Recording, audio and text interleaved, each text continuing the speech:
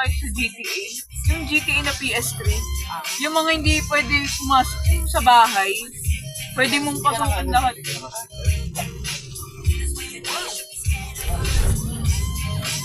Ala, ulan.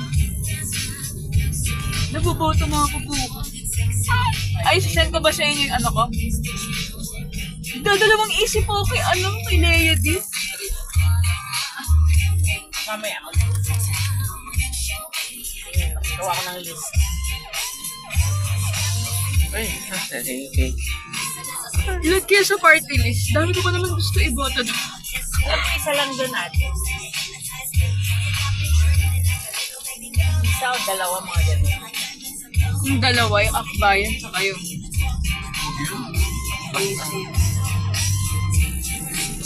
ACT Yung teachers. promote na Ibana. ay Ibana. Ako yun lang, yun na lang.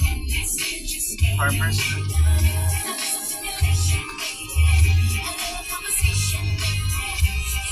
Ano ka naman natin eh? Ang daming followers yan. Ano nga? Mga mga tao. Seryoso ka. Sayang si Biko, no? Ay, mahal niya ang Pasig. Lugi. May bata pa ate. Tama lang dun muna siya na. Mukha niya si Bossing pagkatabi niya eh.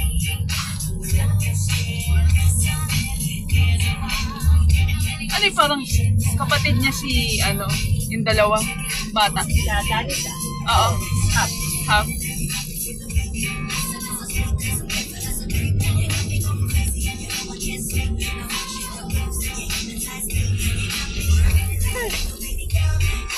Si Biko lang yung hindi nababash sa politika.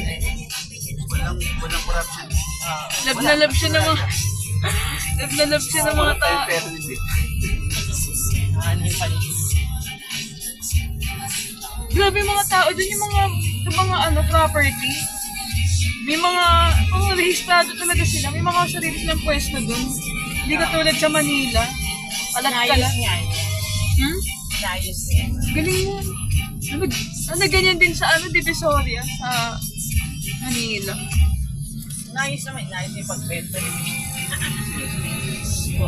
Galit na galit din yung mga taga Divisoria. Ay, Isko. Wala sila nung napa. Ayaw ng mga... Kasi may kaibigan ko. Lupa. Private na lahat. Iba pa yung budget na inutang niya. Iba pa yung binigyan ng yung budget na Wala. sa... Welcome back, Isko na nga to. Sana Si Sam, kumakakot din naman yun. Pero medyo marunong na rin. Hindi ko alam eh.